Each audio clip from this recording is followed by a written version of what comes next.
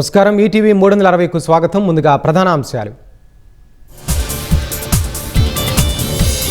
రాజధానిలో 20 మెగావాట్ల డేటా సెంటర్కు సిఆర్డీఏ ఆమోదం. విజయవాడ నుంచి అమరావతి వెంకటేశ్వర స్వామి ఆలయానికి రోప్వే.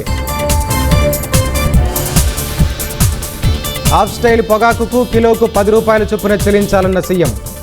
నాన్ ఆక్వా జోన్ పరిధిలోని ఆక్వా రైతులకు రాయితీ విద్యుత్. మద్యం స్కామ్ సొమ్ము తరలింపులో కిరణే ప్రధాన సూత్రధారి. ఎన్నికల్లో ఓటర్లకు డబ్బు చేరవేతలోనూ కీలక పాత్రన్న సిట్. రాజకీయాల కోసం పిల్ల వాడకాన్ని సహించబోమన్న హైకోర్టు. డిఎస్సిపై వైసీపీ ఎమ్మెల్సీ వ్యాజ్యంలో జోక్యానికి నిరాకరణ. విశాఖ ఫిషింగ్ హార్బర్లో ఐస్ కొరత. వేటాడిన చేపలను కాపాడుకోలేక మత్స్యకారుల అవస్థలు. కొత్త కార్లకు 4 ఏళ్లు, బైకులకు 6 ఏళ్ల ఇన్సూరెన్స్ తప్పనిసరి.